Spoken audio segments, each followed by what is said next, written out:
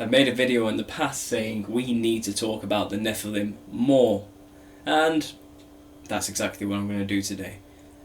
I feel like there's something I've discovered.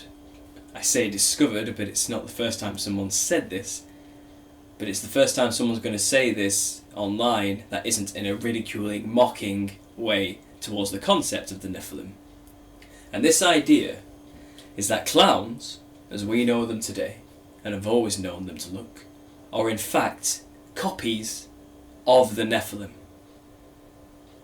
Clown culture itself is a reference to, literally, the Nephilim that we talk about in the conspiracy culture. Now this is very relevant because obviously you must have seen flurries of videos being created by theorists online right now about the mass sighting of clowns appearing, luring children into the woods with money, candy, to do God knows what with them. And these sightings have been growing in number and spreading across, well, America, the UK, and possibly the globe. Why? Should be the question. Why are these clowns appearing? And that has been the question for many people. I think I may have an answer, and the answer lies in the giants of the past. And perhaps this is symbolic of them returning. Now, of course, there were giants in the earth in those days, and also after that, after the sons of God came unto the daughters of men and bore offspring. These giants were men of renown for a short time, and perhaps even worshipped as gods and idolised for their strength and stature, before they inevitably turned against one another.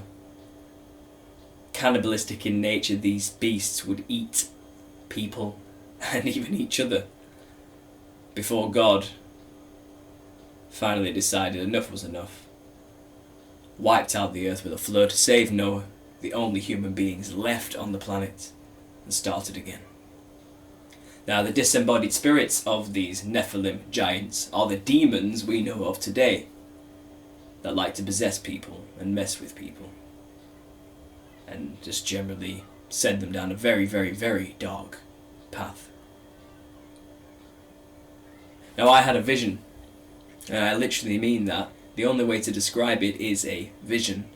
I was laid in bed one night, not quite asleep, when suddenly a noise filled my head of loud static, and an image flashed in front of my eyes for only 10 seconds. And the image was of a giant jester. That's the only way to describe it. A jester. Coming out of a enormous wall. Its profile protruding out, its back melded in with the wall around it. And around this giant was tiny golden vehicles. But they weren't tiny, they were huge. But from my perspective looking up, I could just see gold dots whizzing around this beast. Now when I say jester, don't be confused. Because for the 10 seconds I saw this thing, it wasn't a jester I was looking at. It was a black and white lined fractaled being whose head was shaped like what jesters wear as a hat. It wasn't wearing a hat, its skull was literally shaped like that. Pointy, flopped over slightly. And then the vision left, along with the loud static noise, and I was left in awe thinking, where did that come from? Because I certainly didn't imagine that. I had no need or want or thought to imagine that vision. It just came to me around 5 months ago randomly when I was in bed, and I even drew what I saw. Roughly. Its face anyway. But like I said, its head was shaped like that of a jester's hat. It had a wide smile.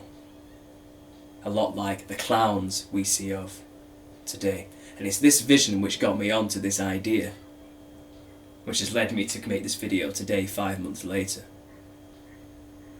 Because since these clowns started to appear, I've been thinking about this jester image and just what the Nephilim would have looked like once upon a time, or perhaps what they look like now on the other side. Now, one of the most recent altercations mankind has had with the Nephilim is a tribe in America, I believe, of Indians who had a problem with about 9 feet tall giants who were terrorizing their tribe and eating their people. It was known that these pale-skinned, red-haired giants with 2 sets of teeth and 6 fingers were hiding out in a cave. So the tribe set fire to the front of the cave and smoked them out and probably burned them alive. And that was the last we saw of those giants. But the description of giants is and always has been pale skin, red hair. Now these are clowns by today's standards. This is what a clown would stereotypically be. This is how people would dress.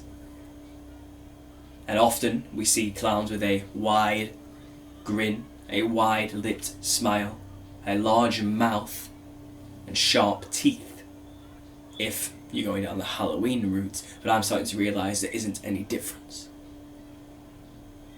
I believe Bozo the Clown was known for heinous acts with children. And then we have Krusty the Clown on The Simpsons, which is clearly a direct parody of Bozo the Clown, the paedophile.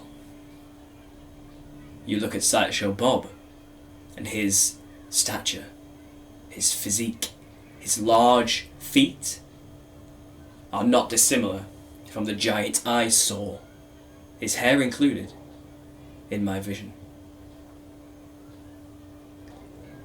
Like I said, there was only one other video stating this concept online, and it is from someone who made this video a couple of years ago off the top of my head, I think, taking the piss out of anybody who even believes in giants and Nephilim, saying, oh, well, they must just be crazy clowns, thinking he's making a clever joke, when actually, without realising it, he's telling the truth.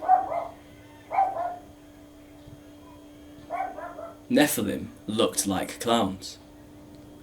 White skin, red hair, big wide smiles.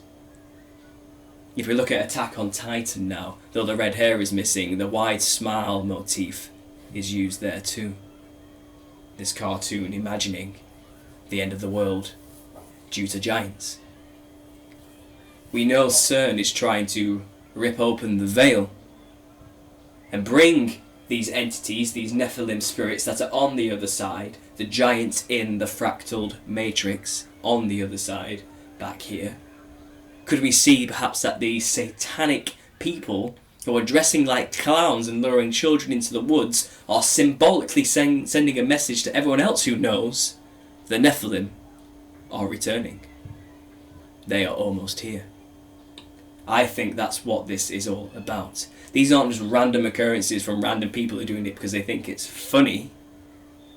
This is a coordinated message which the news is propagating to send out to all other people in the know in these occult circles that the Nephilim are coming back. So like I said, red hair, pale skin, but another motif I've noticed is that they're always wearing striped lined, multicoloured, crazy patterned clothing. Do you think that might be symbolic perhaps of the fractaled matrix, the second heaven, where they are bodiless behind the veil? Multicoloured, multifaceted, not physical as we know it, but incredibly trippy world that they are stuck in and want to be free from and lure people to communicate them from, and with Ouija boards and any other occult method they possibly can, including sacrifice, summon them from the fractaled matrix. So the clown costume itself has been explained with this theory, I believe. And I wouldn't have known any of this or even bothered to link clowns with Nephilim if I hadn't had this 10-second vision of a giant, jester-like creature fractaled in its image. Another confirmation I got for this was when I saw a video of an artist who was showing his work where he had drawn a demon, where a demon appeared to manifest behind him, showing its arms stuck into his back. The pattern on this demon was black and white stripes, just like the demon I witnessed in that vision.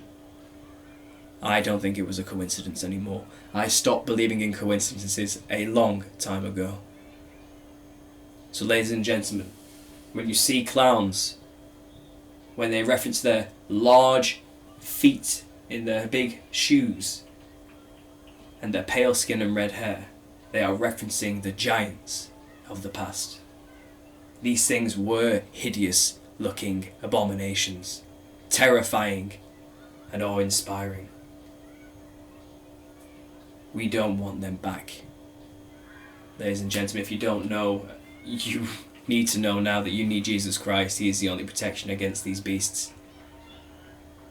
In His name we have the power to tread on serpents and to cast out demons, and that's exactly what these things are. So protect yourself, get wise to the truth and understand what's really going on. This is a spiritual message I'm sending you today to a very physical image. If you don't know this interpretation, share it with as many people as you can and get to know it, because this is the answer as far as I can see. I'm open to suggestions, I'm open to skeptics to consider why clowns may not be Nephilim, but I think you'll find, like I did, the parallels are uncanny. So thank you, that's all I want to say about this. Anything else you want to share with me about this topic, please send it my way. That would be very interesting. But considering that this is a hot topic right now for most conspiracy theorists, this is something you need to consider. This is a very important part of the puzzle. And it may explain why we have men dressing like clowns in the 21st century